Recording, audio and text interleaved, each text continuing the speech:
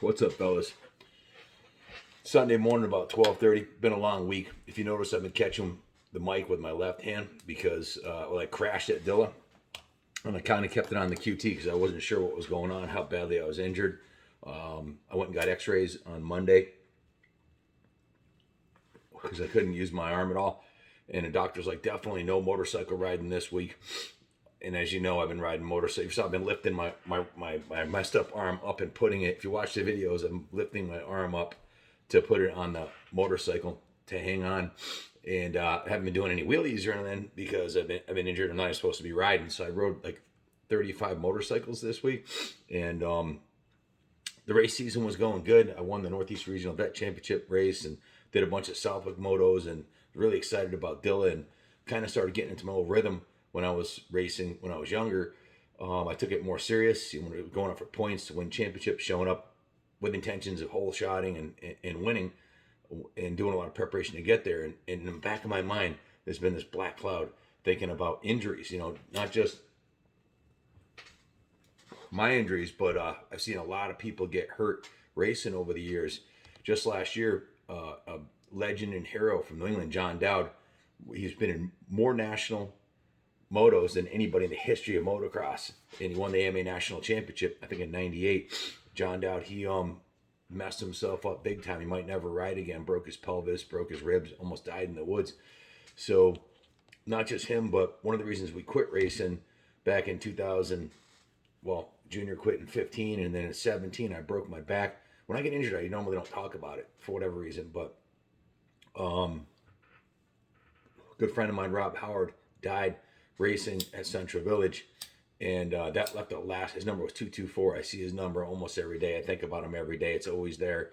His son Ethan and Junior grew up together racing, and he was one of my best friends and in the racing community. And there's been so much loss and injury, and I've been given so much by motorcycles, but so much has been taken away. It's like a bipolar love-hate thing, and I've quit racing so many times, but I keep going back to it. I broke my back in 17 in 1 year to the actual day that I had surgery on my back. And when they said there's a 15% chance it wouldn't work, which is scary, I lined up at Unadilla, and I told Junior, I said, I'm going to let everybody go, and I'm just going to cruise. And he's like, Pops, get the whole shot. I'll get the video. And he's like, don't be a pussy. Just put it in third gear. You know what to do. And, of course, he egged me on, and I went out and got the whole shot. Ended up finishing like 7th or something like that. And then 2019, 2020, then, of course, you went back, and each year I was getting better. I had like a 6th and then a 5th last year. And then I had got a 3rd in a moto. Pretty competitive. A lot of old fast guys. But it's always there, the injury thing, being careful, not riding faster than your angels can fly. And I wrote down some names here. Just Dowd got messed up last year. We're down at Daytona at the vintage Supercross at the Speedway, and Todd DeHoop right in front of us crashes and was paralyzed for like 2 months. He was in the hospital for several months. He's walking now, but that's a permanent injury he's got. And then I go to Southwick, see my friend Jamie Pryor with his shoulder in a swing. He was like my arch rival for 4 or 5 years. We battled, and at the NEMA championships. And my friend Todd Rashad, another old pro, broke his ankle pretty bad. He's just getting back to it. And then about 6 weeks ago, we're at Southwick sitting on the sideline watching Mike Treadwell. They call him Iron Mike. He's won a pro race for 30 years in a row. He's 55 years old. He's won a pro moto every year in New England for 30 years. He almost won the Canadian National Championship. He goes flying off the track, 4th gear tapped, and flies into a stump-filled gully and almost killed himself. He broke his pelvis, broke his ribs, broke his arm. He was in the hospital for 49 days. He just got out. And I said to Junior, why don't we get a boat and do something else, And that's not going to happen. We're totally obsessed with motorcycles, right? But the thought of getting injured is always there. And I think there's a solution. I think that you got to back down to 8/10s because me getting hurt this past weekend, I started getting excited and forgetting I'm 56 years old and riding a little over my head. Like the guys that I got the whole shot halfway into the race. Guys, I was in 3rd place. I was right behind. It was only a 4-lap race, like a 10-minute race at Unadilla, and I was riding really good. And I was getting roosted by the guys in front of me. So coming on downhill, I was like, if I swoop around the inside and come flying off the jump, maybe I can catch him on the uphill. Well, I hit the icy patch where they had just watered it, and it was hard packed, so it was like ice, and it just slipped out, and I landed right on my shoulder, right there, And I got up and finished the race, but man, I couldn't lift my arm after that. I thought I broke my shoulder. I went and got X-rays. Well, back to my buddy Mike. So I've been watching Mike getting sick in the hospital. Had a couple setbacks, and the same day that Treadwell got hurt, Scott Sheik died. Another vet rider died in I think Walden's MC in New York, training for Loretta's. Another 55-year-old guy, former pro rider. And that's just in the past year. Treadwell, Sheik, Jamie Pryor, Todd Rashat, Todd DeHoop, John Dowd, all guys that are really fast vet riders, and just the sport of motorcycling can be dangerous. You got to be careful.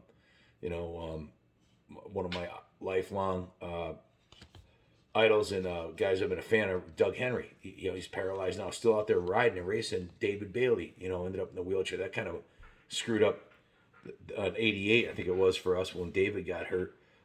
Then Tony DiStefano, his guy, I went to his motocross school when I was a kid. Tony D. First he lost his eye, a screwdriver in a motorcycle wrenching accident, and then he's paralyzed. And a dozen other guys. But then there's inspirations like this guy Bino Rodi, who's 78 years old. I did an interview with him. You might have seen it. Yeah, Bino. 70 years old. He started ARMA, okay? He was one of the founders of ARMA many moons ago. He raced, I think he said like 180 races last year. His goal is to continue racing, him and his friend, until 90 years old. And the guy's an inspiration for me. My whole life revolves around motorcycles. I'm at the compound. I have a 50-acre farm here. I bought only so we could ride motorcycles here. I don't give a shit about, farming or having animals. This is about motorcycles, this place here. The museum is all about motorcycles. But I ride bikes every day, pretty much year round. I probably ride more motorcycles than anybody you know. I test ride all the bikes, anywhere between 60 and 150 bikes a month. So vintage bikes, and a lot of them have issues like missing brakes and as we're fixing them. So I'm inspired by the guys I see that come back after injuries, and I've messed myself up a bunch of times. I broke my tibia and fibia when I was like 16. And then I broke my ankle when I was in my 23s, compound fractured it. I lost my ACL in an accident. I've broken both shoulders before. I broke my back. This finger went to a sprocket. I got a titanium plate in this wrist. I've dislocated both shoulders, and I've been injured so many times I can't remember. And I've quit racing a dozen times. I keep going back to it.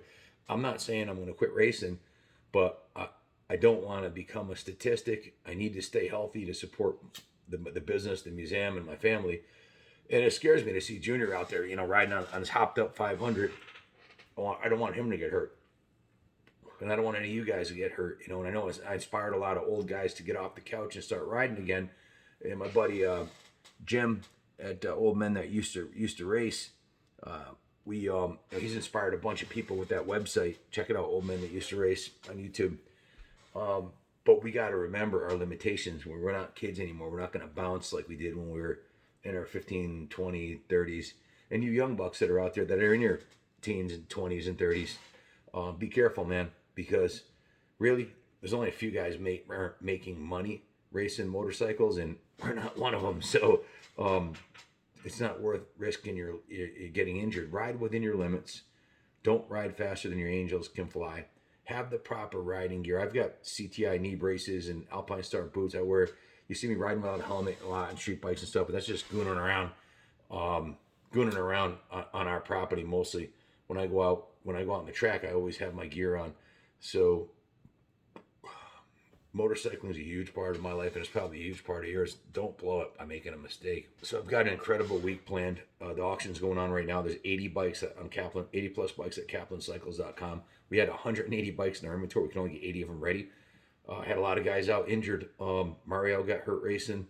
One guy had a car accident, broke his ribs and his wrist. Another guy got hospitalized for medical reasons. So my detail shop went from 5 guys down to 1 guy. Ronnie was on vacation, and we didn't get nearly as many bikes done as we wanted to. So we're gonna have an auction again next month. But there's about 100 bikes that went up, including the ones earlier this weekend. I think there's 75 or 80 up right now. So check out the auction. This coming week, I'm going Wednesday to film a hill climb at Gunstock, in New Hampshire, at Laconia at the Gypsy Rally. Probably some flat track, and then Junior's going to be qualifying for Loretta's at Unadilla this coming weekend, so I'm going to be going. And I went to the gym today for the first time since I got injured, and I was doing all the exercises I learned in rehab to how to rehab your shoulder. And I'm thinking I can rehab the shoulder. I'm supposed to get an MRI in 2 weeks if I can't lift it. I was having trouble, like I couldn't lift it up, but I can lift it up with this hand right here. It's just really tight right now, but I'm pretty encouraged that I can actually move it. I was doing all the exercises they said, like you do this and then you do that and then you do this and you shrug your shoulder, everything they teach you in rehab. So I've been through it a bunch of times. So the love for the sport just keeps bringing me back. There's nothing that replaces the adrenaline rush of a gate drop and banging a hole shot. And we got into the vintage racing because, well, for a bunch of different reasons, with the museum and the bike shop and all the vintage bikes, it made sense. But I got to remember, racing an old CR500 is just as dangerous as a new bike, maybe more. They're very powerful, and I got to be careful. And I don't, knock on wood, I don't want to get hurt. I don't want Junior to get hurt. So be safe. Ryan Hughes was on one of the motorcycle talk shows recently. He was talking about how powerful the new bikes have become, the 450s, and how people are getting injured on them. He just came back after 9 years of not racing, and he's going to be racing on the Redas. And I've been watching him ride on his channel, and he's freaking flying like when he was a pro rider. It's still there, but there's the denial as you get older that, hey man, I'm in my 50s, man. If I crash, I'm not going to bounce. I'm gonna break. So there's we forget about that. There's a denial of the truth. And then there's sometimes that fear in the back of your head. When I'm sitting on the line, I get just as nervous as when I was 15 years old. My hands start shaking. I'm all hopped up until the gate drops, and then it's game on. But so we're going back to Loretta's this weekend, and we're hoping to make it out to the Fossil Bowl in Clarkie, Idaho. I'm supposed to go out there. Ronnie Mack is supposed to be going to the event. I talked to him about it. I'm going to go out there and ride with him. I'm hoping I'll be healed by then. A month from now, I'm going to go to the gym every day and rehab my shoulder and hopefully be ready to go out to Idaho. There's another guy, Ronnie Mack, who was a top pro rider. He was seriously injured. I don't get into details, but that's why he's not racing anymore. He's getting older too, but he's having fun with his character, and I respect that. And his friend Ricky Rogue and Ronnie Mack, they're putting on this possible 2-stroke event out in Idaho. I want to fly out and go to that in a month. I want to go back to Sand Mountain. I want to ride every day, street bikes and dirt bikes and enduros and mini bikes and all of it. And I got to remember not to ride faster than my angels can fly, and don't let my ego get in the way or anger, and ride over my head for a $5 plastic trophy. There's no money in it. We're not riding the AMA Nationals. We're doing local stuff or vet riding, and let's face it, we pay to do it. So I got to keep it real. You guys keep it real. Be safe. Ride every day if you can. Stay healthy. Don't drink and ride. Wear your helmet and your proper riding gear when you're on the track or in the trail. Your eye protection and everything, and I don't want to become a statistic, and I don't want any of you guys watching to become a statistic, but I do want to continue riding and racing. I don't want to quit. I told Chrissy today I want to go back.